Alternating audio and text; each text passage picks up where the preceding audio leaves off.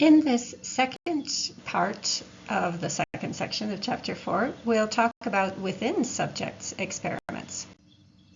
So the key things we'll talk about are what are within subjects experiments, what are some challenges in within subjects experiments, and we'll talk about order effects and carryover effects like practice effects, fatigue effects, and contrast effects, and guessing the hypothesis.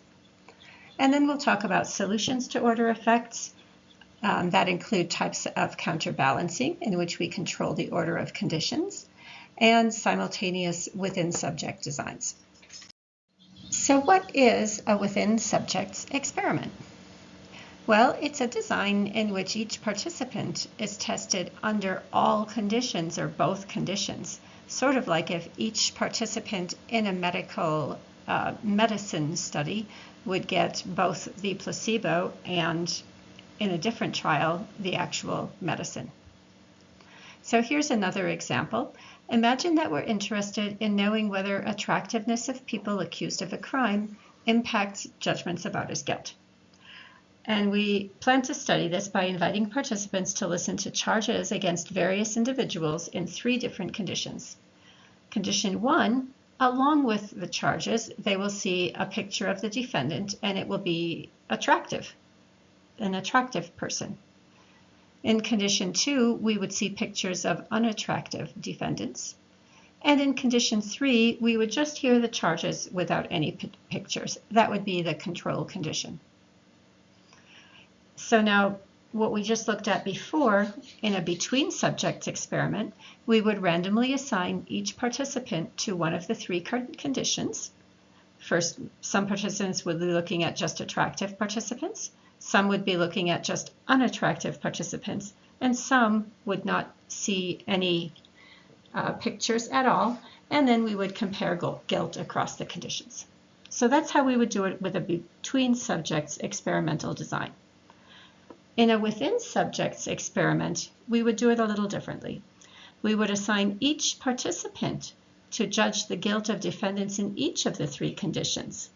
So we would have each participant judging some participants who were attractive, some defendants who were attractive, some defendants who were unattractive, and some defendants who had no pictures shown at all. And then we would compare the guilt ratings across the conditions.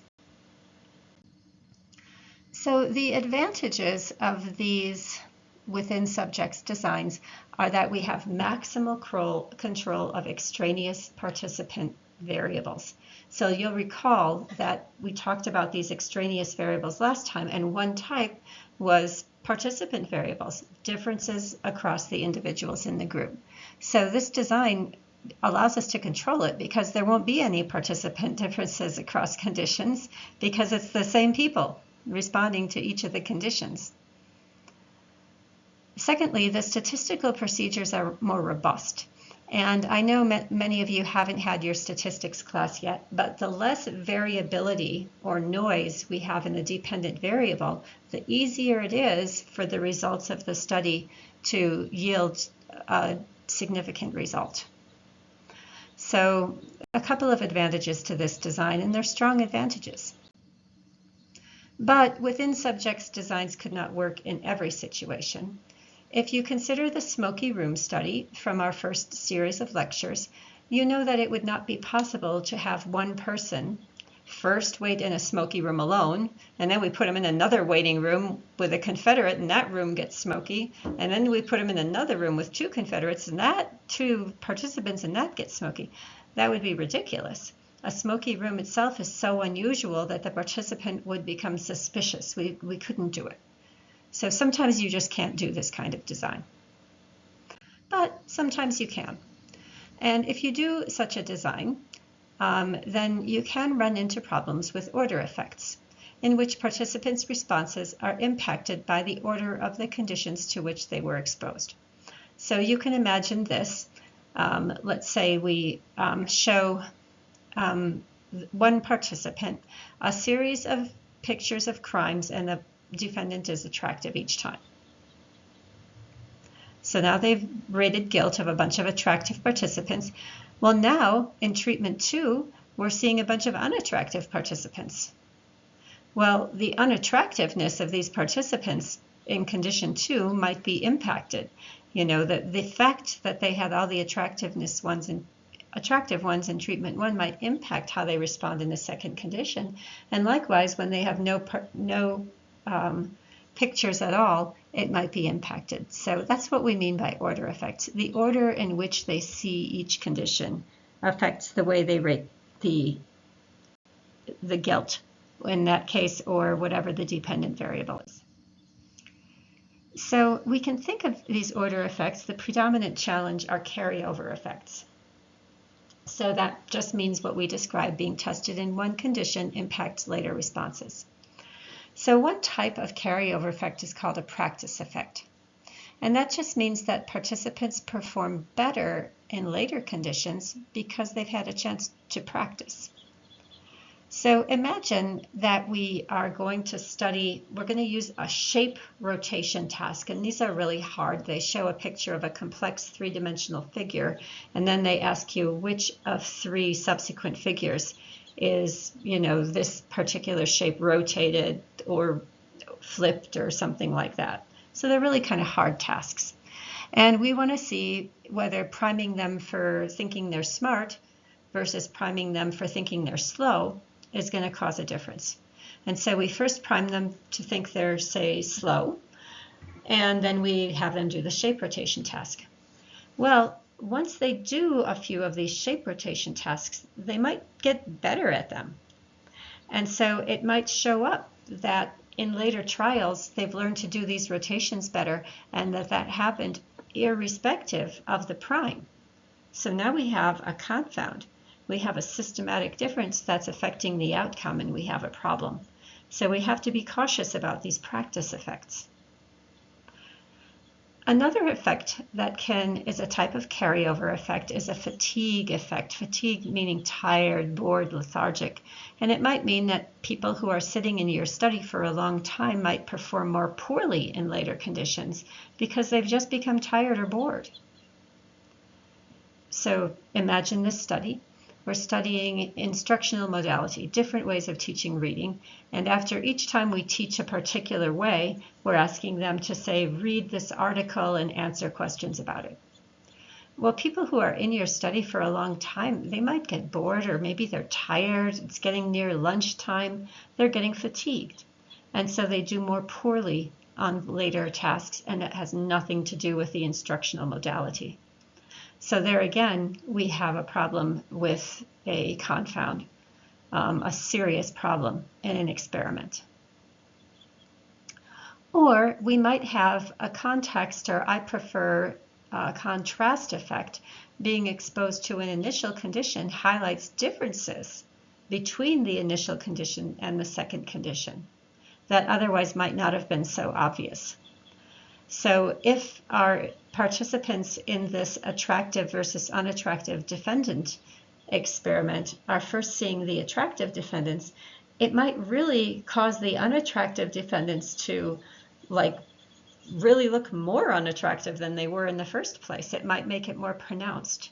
And then it might not be what we're interested in, but it might be just the contrast between the first and second condition that causes some outcome of interest.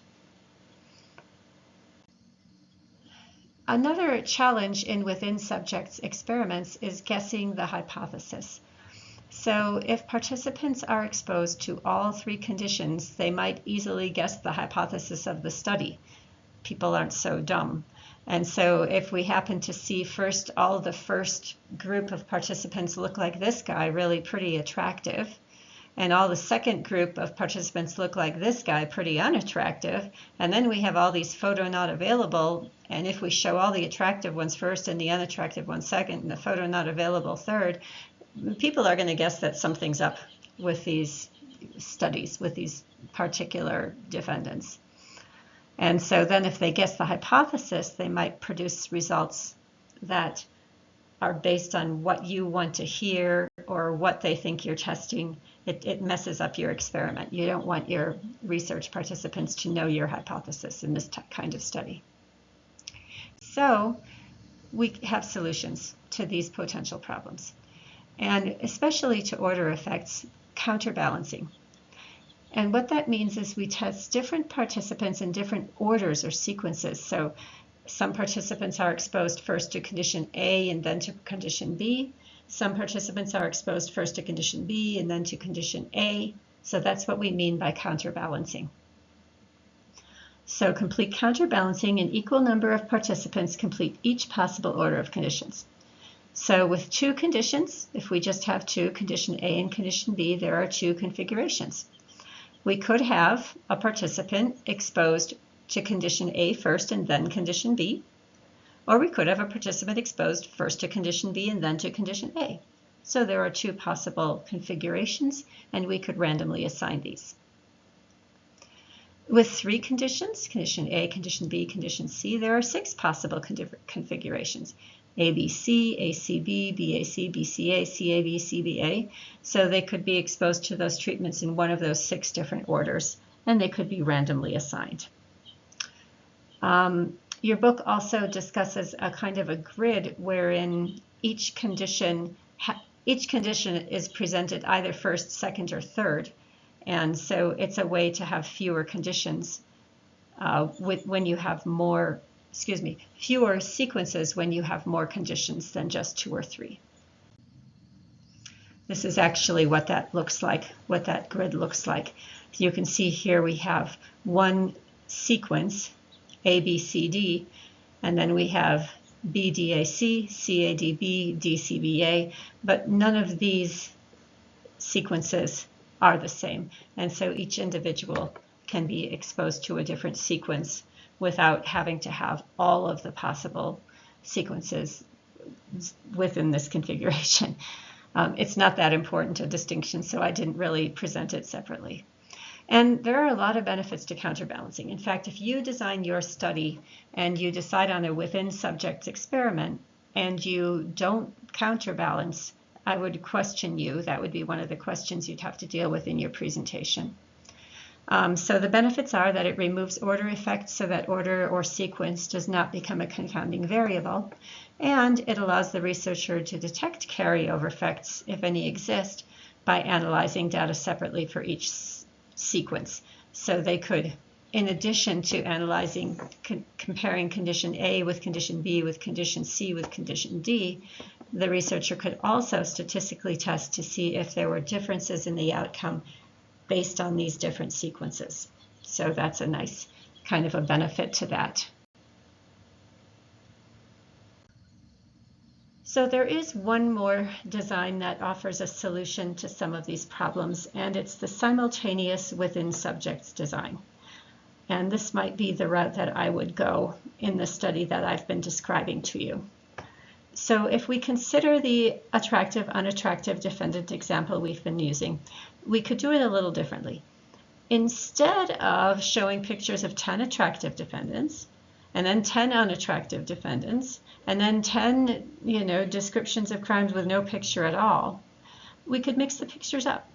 We could have an attractive one, then someone without a photo, then an unattractive, then two attractives, then three with no photos, two unattractives, one no photo, one unattractive. We mix them up. And if we mix them up like that, we're going to eliminate these order effects that could be problematic just by that process of randomization. And it's called simultaneous because all three conditions are experienced in the same trial, in the same sequence or number of ratings.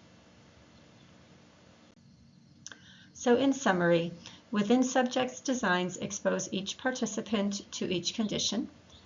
This eliminates potential for extraneous participant variables and allows for more robust statistical conclusions. Problems include order and carryover effects like practice effects, fatigue effects, and contrast effects, and guessing the hypothesis. Solutions involve counterbalancing by varying the order in which conditions are presented, and simultaneous within subjects designs in which each individual is exposed at the same time or in that same trial to each of the conditions.